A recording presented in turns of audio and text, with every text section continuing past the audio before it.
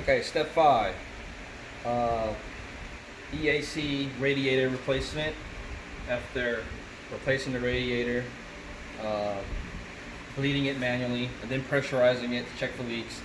Now you want to bleed it again electronically, and you need a charger for that. Hook it up to the positive and negative points here and here, and it needs to be set at 13 volts from the charger. And then you go into the car.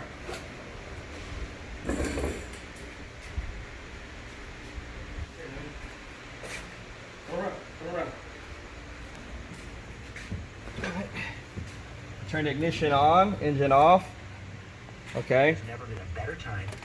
And right here, you're gonna set the temperature settings all the way up to hot. Okay.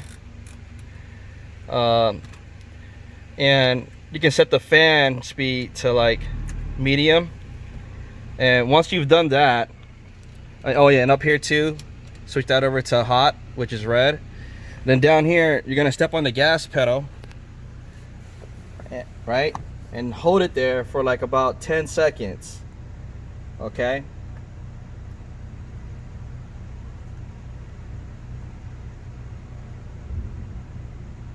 All right. So now the electric pump should start to spin and bleed out the bubbles and air from the cooling system. So let's see if it's working. So we come back around. You know when it's working when you see coolant flowing out the reservoir here. Yeah, look inside. You see that? You see? So it's working. So what's going on is the water pump, basically, I keep calling it cooling pump, is activated electronically, and the impellers inside that pump, it's spinning and pumping the coolant throughout the entire system. And you know when it's working when it's coming out the reservoir here. So this procedure takes in total about 10 minutes. So you gotta kind of let it sit and let it do its thing.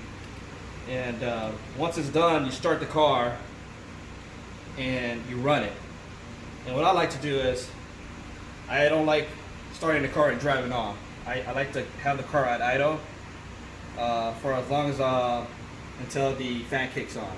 Once the fan kicks on, I know the system is in closed loop, and I look at the temperature gauge on the dash. It's not overheating or anything like that. And then I'll go for a test drive. So that's like the entire procedure. And this is what I normally do for, you know, any kind of cooling system work, whether it's hoses, radiators, water pumps, thermostats. I always follow up with this procedure, this bleeding process procedure, right? From manually removing the bleeder screw to pressurizing the cooling system, and then hooking up the charger and bleeding the cooling system electronically, right? Those are some of the things you want to definitely do. Build up those habits. It's a good habit to do it. Verify your work, double check your work, make sure everything is 100%. That way you don't have to worry about the car coming back with problems, right? And back in the shop, we call those boomerangs. You don't want a boomerang, right, where it comes right back. So that's it for step 5, the final step of EAC radiator replacement. And I hope you enjoyed this video. Please subscribe. Professor Dave. Thank you.